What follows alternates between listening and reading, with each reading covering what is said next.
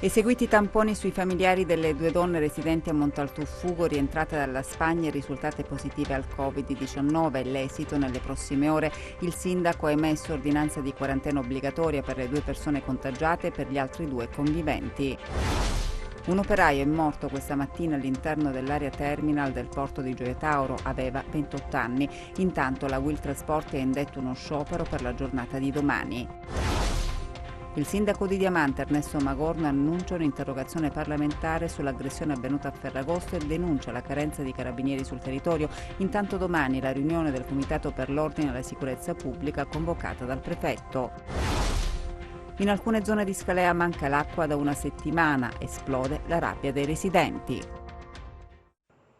Bentrovati in nuova edizione del nostro TG. In apertura gli aggiornamenti sul coronavirus. La notizia di oggi è che sono stati eseguiti i tamponi sui familiari delle due donne residenti a Montaltoffugo nel Cosentino, rientrate dalla Spagna, risultate positive al Covid-19. L'esito appunto dei test, degli altri due test effettuati, si avrà nelle prossime ore. Intanto il sindaco di Montaltoffugo ha emesso ordinanza di quarantena obbligatoria per le due persone contagiate e anche per gli altri due conviventi. Sentiamo.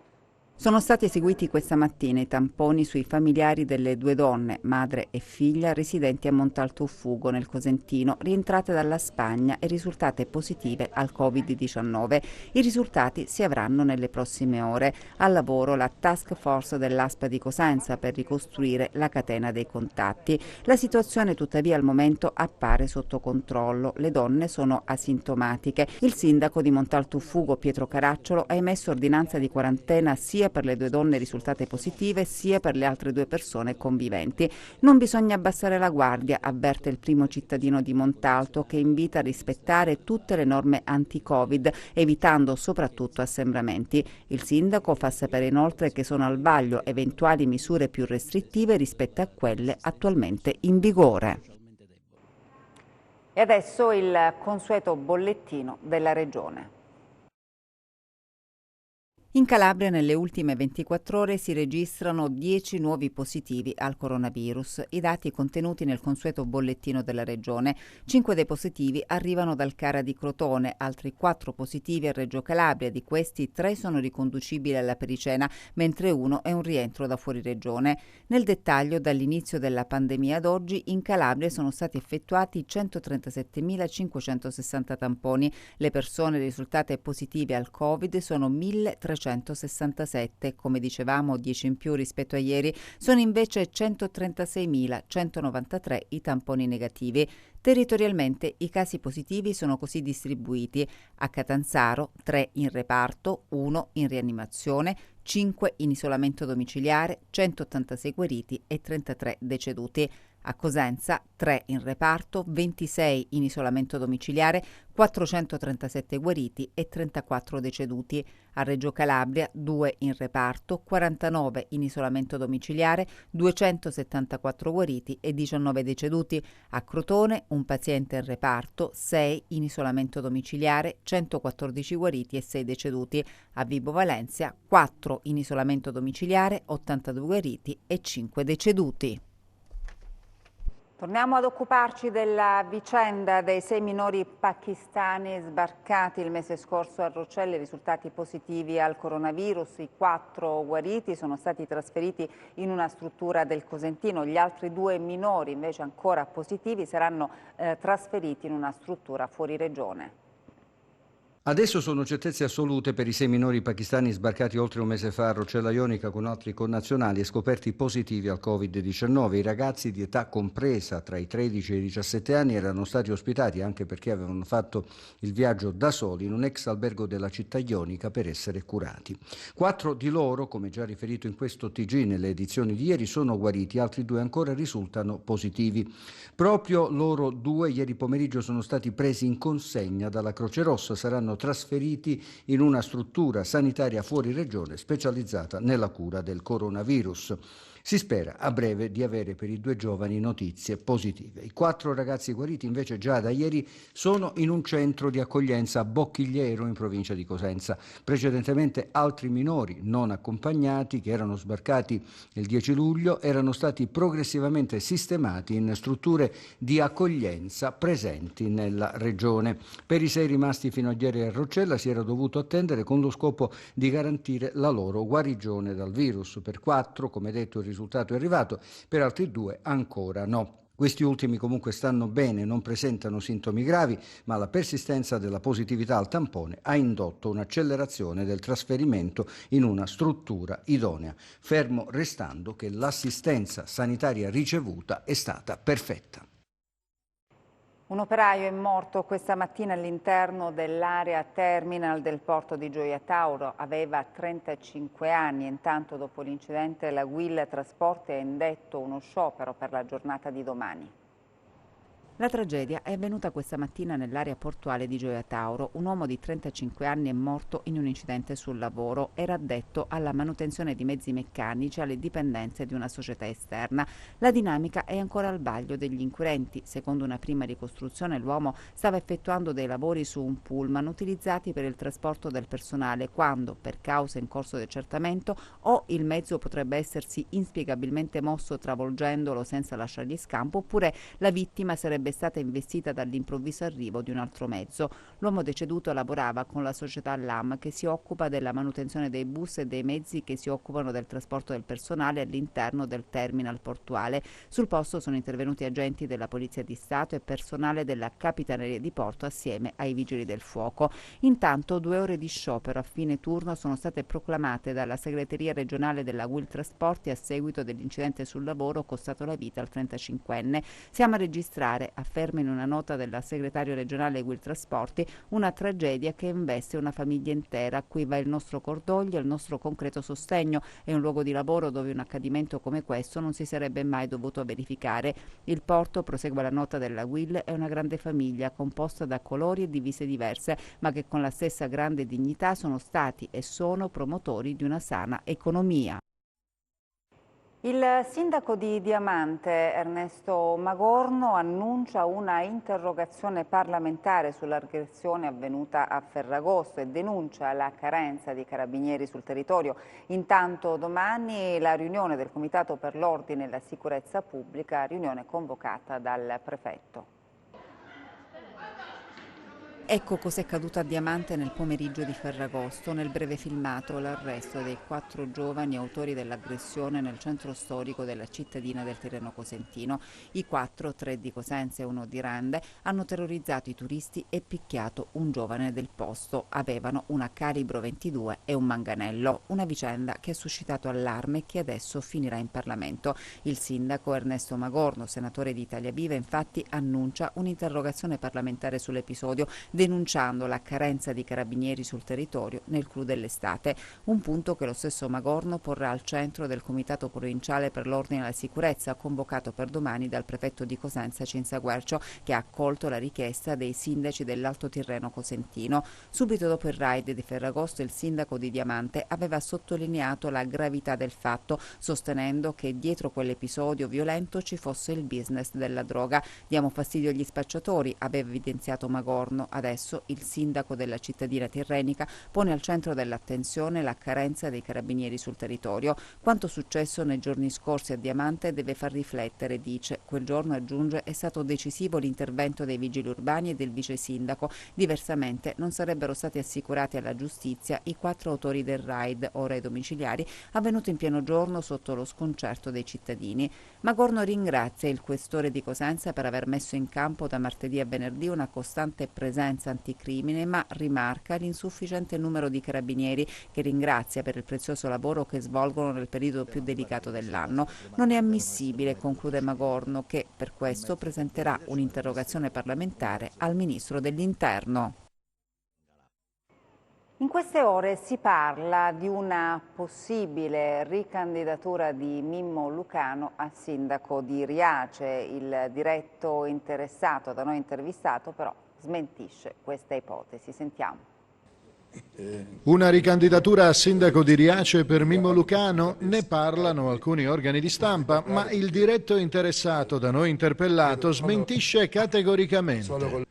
Vabbè, ma queste notizie dicono i giornalisti, poi te lo dico, io non so niente. Non è che vado a cercare candidature, io così ho ragionato nella politica, a qualsiasi livello, sia come a livello locale, sia a livello, diciamo, più grande, perché deve essere una cosa spontanea. Se capisco che ci sono le condizioni, se capisco che... Non lo so, guardate, è prematuro, ve lo dico senza una pretattica, come devo dire. È vero che sento così, che non mi sto ponendo questa domanda per niente. E non significa nemmeno che io non mi sto interessando, diciamo, sul piano sociale, politico, perché la politica senza un interesse sociale che cos'è? Mimmo Lucano è attualmente sotto processo all'Ocri per presunte irregolarità nella gestione dei fondi destinati all'accoglienza dei migranti. Lucano si è sempre dichiarato estraneo alle accuse e diverse manifestazioni di solidarietà nei suoi confronti si sono svolte proprio a Riace, diventato un paesino modello da seguire per l'integrazione. Attualmente il sindaco è Antonio Trifoli, vicino alla Lega, su cui pende un ricorso riguardante la sua eleggibilità. Il primo cittadino ci conferma di essere in carica e dice che è davvero inutile parlare di possibili elezioni comunali. Mi pare leggermente inutile, anche se sono assolutamente in carica io. Ma ancora è tuttora in corso il ricorso di cui si saprà qualcosa in autunno, forse in autunno. In teoria ci dovrebbe essere anche la Cassazione, quindi mica si vota. Io non ho capito chi mette queste voci che si possa votare a Riace. In alcune zone di Scalea manca l'acqua, pensate, da una settimana ed esplode la rabbia dei residenti. Ci risiamo, in alcune zone di Scalea manca l'acqua, da 7 giorni rubinetti a secco. Esplode la rabbia dei cittadini che questa mattina hanno attuato un sit-in davanti alla sede del comune. Oggi sono esattamente 7 giorni, né mattina né pomeriggio né sera, niente, notte, zero acqua. Siamo tante famiglie con bambini. Siamo venuti a lamentare tutti i santi giorni, chiamati i vigili, i pompieri, i carabinieri, siamo venuti al comune. Partendo dal presupposto che oggi ci ha detto il commissario che non è stato avvisato di niente, cioè le nostre parole al vento. Ci hanno detto che entro stasera l'acqua dovrebbe arrivare. Speriamo in questo, sicuramente se la cosa non si risolverà noi torneremo, perché comunque l'acqua è il nostro diritto, avendo bambini giustamente è una priorità, soprattutto con questo Covid che abbiamo. E niente, questo. Speriamo nel commissario, gli abbiamo dato fiducia, almeno in lui. Siamo nelle sue mani. Non è la prima volta che manca l'acqua nel centro dell'Alto Tirreno Cosentino, problema che interessa soprattutto la zona di Piano Grande. I cittadini hanno incontrato il commissario prefettizio. Il problema di Piano Grande lo conoscevamo e avevamo adottato dei provvedimenti per poter fare avere l'acqua anche alle persone residenti a Piano Grande come gli spetta di diritto. E avevamo adottato dei provvedimenti di chiusura. Negli ultimi 20 giorni questo provvedimento di chiusura non l'avevamo adottato perché avevamo avuto un incremento di fornitura dall'ente e dalla Sorica. Adesso ricominceremo con i provvedimenti di chiusura, a cominciare da subito, in modo tale da garantire il riempimento dei serbatoi e la fornitura alle famiglie. Mi è stato prospettato da loro adesso e in seconda battuta ho interessato i tecnici del comune che stanno lavorando ai serbatoi adesso, non è che stiamo a guardare la luna, ci stiamo impegnando, adesso dobbiamo risolvere il problema, a me interessa risolvere il problema.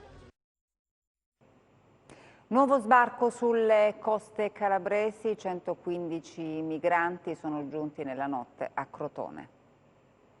Erano a bordo di questo peschereccio i 115 migranti sbarcati nella notte a Crotone. L'imbarcazione era stata intercettata al largo delle coste di Soverato. Una motovedetta della Capitaneria di Porto di Crotone ha scortato il peschereccio fino al porto della città pitagorica. Sono in tutto 68 uomini, 26 donne e 21 minori di nazionalità afghana, iraniana, siriana e somala. Il natante, secondo le prime informazioni, sarebbe partito dalla Turchia. Ad accogliere il gruppo sulla banchina del porto dell'aeroporto di Crotone c'era il dispositivo coordinato dalla prefettura. I sanitari del SUEM 118 che hanno effettuato un primo screening non hanno rilevato alcun problema sanitario. La Croce Rossa di Crotone ha successivamente provveduto al trasferimento delle 115 persone, tra cui diversi gruppi familiari, nel centro di accoglienza di Isola Caporizzuto, dove i migranti sono stati posti in isolamento, così come prevedono le procedure anti-Covid per la quarantena. La pagina dello spettacolo adesso. Paolo Caiazzo e Federico Salvatore hanno chiuso la rassegna Prima Fila ad Altomonte.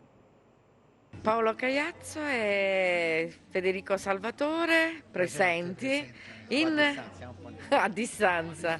Az e Caiazzo, Az e Caiazzo. Che fa rima con... No, caffè senza tazza. Caffè senza tazza, 2 caffè senza tazza. Il titolo è un affettuoso omaggio ad una delle frasi storiche della comicità partenopea, 1 ora e mezza all'insegna della risata. Guardate là, guardate. Stiamo tutti quanti cantando il ruolo. Io mi domando e dico, ma se eventualmente ridere, si sente? Facciamo una prova. 1, 2, 3, risata. Adesso si sente un po' meglio. Registriamo la storia, sarà così, già tutto lo spettacolo. Nel pieno rispetto di quella tradizione, un cantastorie e un attore diversamente giovani hanno messo la loro maturazione artistica al servizio dello stesso spettacolo. Questa ennesima tappa di questa nostra fantastica tournée. Quanti spettacoli abbiamo fatto? 1. Spettacolo che dall'Anfiteatro Comunale di Altomonte ha chiuso la 18ª edizione della rassegna Prima Fila di 900 teatri. Una rassegna che, nonostante lo stop dovuto all'emergenza coronavirus, è riuscita nei mesi precedenti a regalare momenti di puro divertimento con artisti di livello nazionale. Prima Fila ormai è una rassegna che rappresenta un po' diciamo quelle che sono le manifestazioni di diverso genere e in location diverse. Questo è senza dubbio una location molto interessante che in futuro andremo a considerare come appuntamento fisso per quanto riguarda Prima Fila, e si continua con quest'ultimo spettacolo, il 10° di questo 2019-2020, insomma, che è stato un po' turbolento. Speriamo, insomma, nel futuro di avere una rassegna, insomma, che sia un po' più serena. C'eravamo noi incontrati per fatal combination, sono le prime parole del copione, perché Paolo e Federico si sono conosciuti qualche anno fa, lontano dalle tavole del palcoscenico. Guardate che io vado a vedere uno spettacolo di Paolo Caiazzo e sento che Paolo canta alcune canzoni mie. Non è vero che sento, perché sennò poi la gente si pensa che io cantavo così di nascosto. Sono andato a casa sua, perché noi ci conosciamo da un bel po' di tempo. Sono andato a casa sua e ho detto: Federico, vorrei cantare alcune canzoni tue. E lui mi ha incoscientemente prestato alcune canzoni da cantare nello spettacolo. È vero. Andiamo a fare. Quindi dico: senti, ma a questo punto, ma perché io non ne vengo a cantare in due spettacoli E allora abbiamo deciso di riunirci. Se tu mi dai la fece, tu mi dai la fece, tu mi dai la felicità, capitare il mio canto, capitare il mio canto, capitare il mio canto d'amore. E sentirai le parole, e sentirai le parole, e sentirai le parole che non ti ho detto mai. Lo spettacolo, che si ascrive alla tipologia del teatro canzone, è stato un viaggio tra cavalli di battaglia e pezzi inediti dei 2 artisti che, in un gioco di contaminazioni, si sono divertiti ad invadere il repertorio dell'altro, offrendo riflessioni, emozioni e tanto divertimento in platea e sul palco. Mi piacciono i panini, maionese e ketchup, e poi mi digerire un bicchierino di grappa, mi indosso magliette robe di cap, e sotto i pantaloni metto solo il make up. Voi che andate capito manco azzo. Successo a Portigliola, piccolo comune della Locride, per il concerto di Dodi Battaglia, storico chitarrista dei Pooh.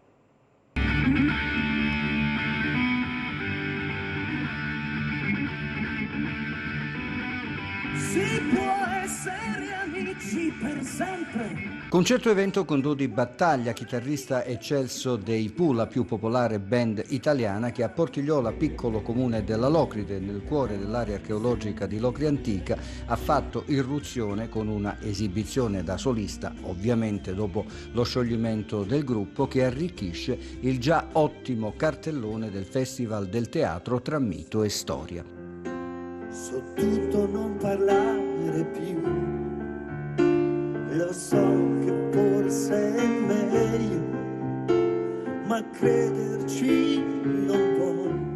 Battaglia fa il suo ingresso sul palco in perfetto orario con l'immancabile chitarra elettrica, accompagnato da una band di alto livello, ed è subito entusiasmo. È un viaggio, come dice il musicista, in 50 anni di musica e arte con i Pooh e non solo. I successi, l'amore del pubblico, i dubbi della critica, quest'ultimi non considerati grazie al grande affetto della gente. Musica pop allo stato puro, ma non mancano le divagazioni rock e classiche, e a proposito di quest'ultime, bellissimi alcuni pezzi eseguiti solo con chitarra acustica.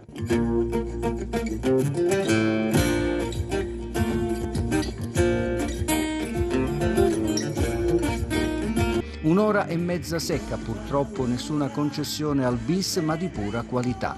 Dai primi successi come Piccola Katie, eseguita verso la fine della performance, a Chi fermerà la musica, alla esecuzione di un lavoro con Tommy Emmanuel, attualmente il più grande chitarrista al mondo. Chiusura trionfale con Pensiero, un viaggio di 50 anni sintetizzato in un'ora e mezza, ma la gente alla fine era felice. Evviva i Pooh, evviva Dodi Battaglia. Cerca di spiegarlo a lei, pensiero. Quella notte giù in città non c'ero, male non le ho fatto mai, davvero, davvero. Solo lei nella... Rotonda rende invece omaggio alla sua patrona.